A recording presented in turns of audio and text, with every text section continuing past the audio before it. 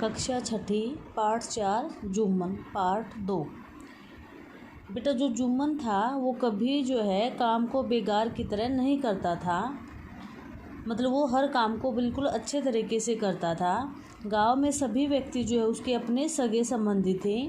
कोई उनका चाचा था, कोई उनका भतीजा था, कोई नाती था तो कोई भाई था। अब कौन कितनी सिलाई देता है, जुम्मन ने कभी इसकी चिंता नहीं किया था। जो जुम्मन था वो कभी भी जो है सिलाई के पैसों की चिंता नहीं करता था।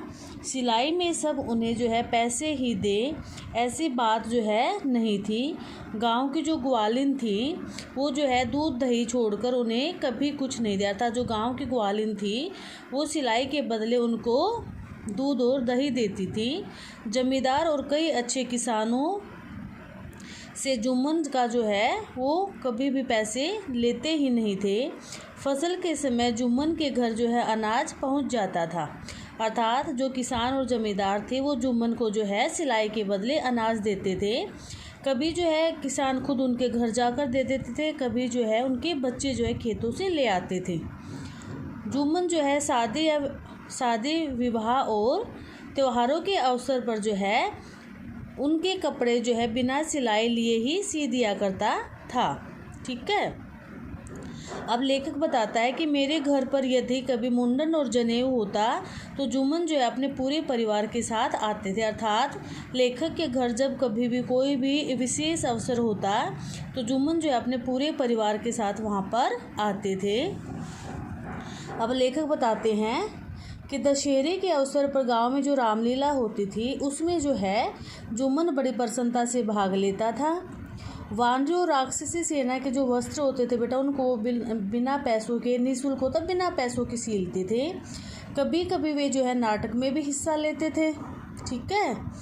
और राम राज्य की मुबारकबाद भी गाते थे। उनका जो गला था वो बिल्कुल बुरा नहीं था, अर्थात वो बहुत ही अच्छी आवाज़ में गाते थे। अब लेखक बताते कि मेरे पिताजी जब तक जीवित रहे तब तक जो है उन्होंने जुम्मन के अलावा किसी और के हाथ का सिला हुआ कपड़ा नहीं पहना। ठीक है। पिताजी के जीवन में गांव से भी संबंध बना रहा, क्योंकि पिताजी जो है जुम्मन के हाथ से ही सिले हुए कपड़े पहनते थे। इसलिए शहर में रहने के बावजूद भी बेटा वो गाँव में जाते थे, जुम्मन से कपड़े सिलवाते थे और उससे मिलते थे। लेखक के पिताजी की मृत्यु के बाद जो है उसका जो संबंध था वो बिल्कुल टूट गया था गांव से लेखक का।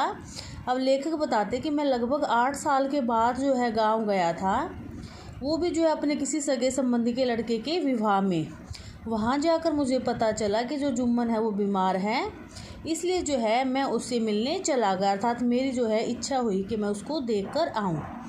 अब जुम्मन का घर जो है बाहर से बिल्कुल नहीं बदला था, लेकिन और बहुत कुछ बदल गया था। अब लेखक कहते हैं कि घर उसका जैसे था ना बाहर से बिल्कुल ऐसे ही था।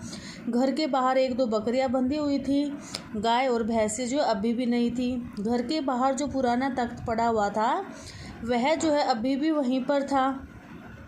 पहले जो है उस तख्त पर बहुत भीड़ लगती थी, क्योंकि ग्राहक जब ज़्यादा आते थे तो ग्राहक जो है बेटा बाहर उसी तख्त पर बैठते थे। लेकिन आजकल जो उसके पास कोई ग्राहक नहीं आता। आवाज़ लगाई, क्योंकि जब जब अंदर गया ना, वो कहता है कि जब मैंने आवाज़ लगाई तो जुम्मन जो एक पुरानी खाट पर जो है पड़ा हुआ था, अर्थात लेटा हुआ था।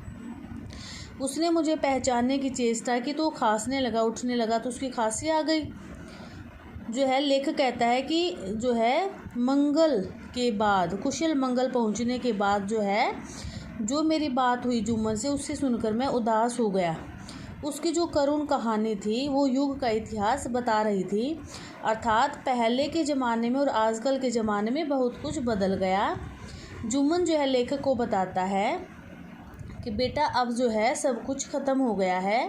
पहले जो है जब तुम्हारे पिताजी के विचारों के लोग जो है गांव में रहते थे तो सब जो है मेरे सिले हुए कपड़े पहनते थे, लेकिन आजकल लोग जो है विलायती कपड़े पहनना पसंद करते हैं। पुराने ज़माने के सिले हुए कपड़े लोग नहीं पहनते। इसलिए जो है मेरा लड़का जो है वो शहर में रहकर नए ढंग के कपड़े काटना और सिलना सीख गया और वो घर पर सिलाई की मशीन ले आया। इससे जो है मतलब पैसे तो जो है कम पैसे देकर जो है सिलाई में काम चल जाता था, लेकिन आजकल की जो सिलाई वो मजबूत नहीं होती।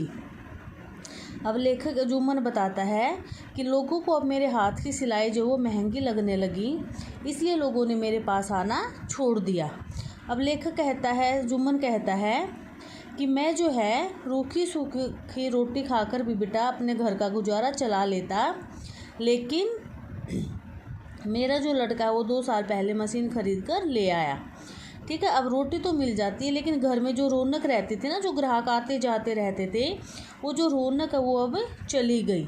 ठीक है, इसलिए जो है अब तो जो है कुछ भी खरीदो, हर चीज़ जो है, जैसे मट्ठा खरीदने की चीज़ बेटा, ये हर चीज़ बेटा पैसों में आती है, इसलिए जो है मैं ये सब कुछ सह लेता हूँ। लेकिन पड़ोस में जब शादी ब्याह होता है तो जब लोग मुझे नहीं पूछते, उस समय जो है मेरी छाती फट जाती। छाती फटना तो बहुत दुख होना।